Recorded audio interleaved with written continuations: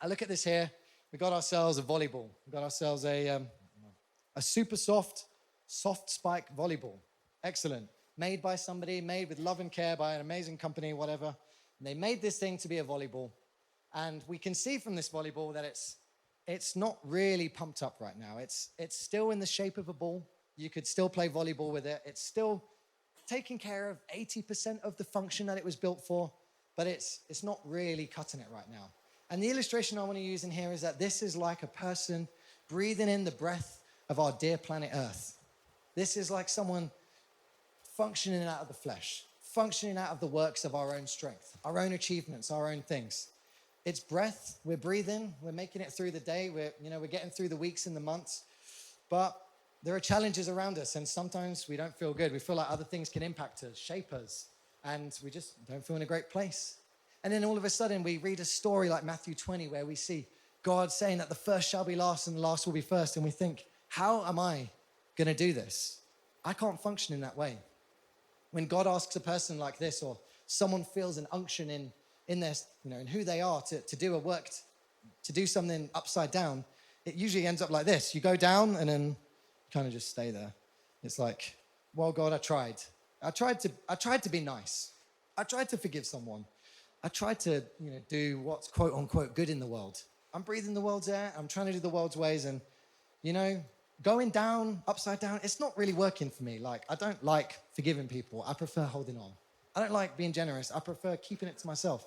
I don't want to do the good stuff. I want to go up. But what goes up, science comes down. That's as much science as you'll ever get from me. Thankfully. But I believe there's another way. When we're people who breathe the breath of God, not a sports person either. When we're people who breathe the breath of God, the ruach of the Lord, the pneuma of God, the spirit, the wind, the breath, then I believe we become like people who on the surface look very similar to character A over here. We're made by this, we're all made in the image of God, whether we're living right or wrong. We're all here for a purpose, whether we're doing it or not.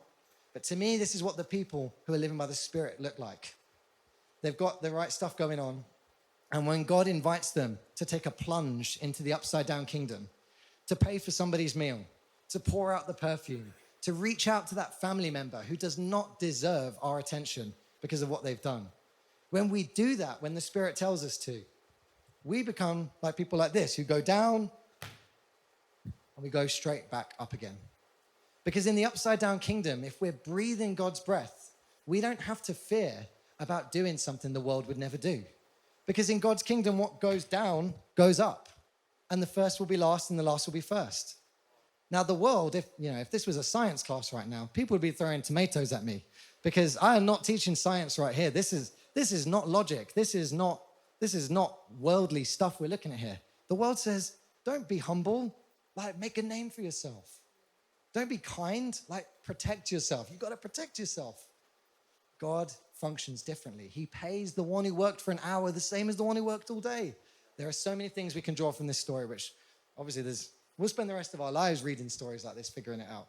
But to me, the one thing I would just want to bring today is that if we can be kingdom people, we don't have to be afraid of going down because God's always going to shoot us back up. Because in his kingdom, he looks out for his kids. And your place is firm and secure in his kingdom, not because of how well you perform, but because of who you are.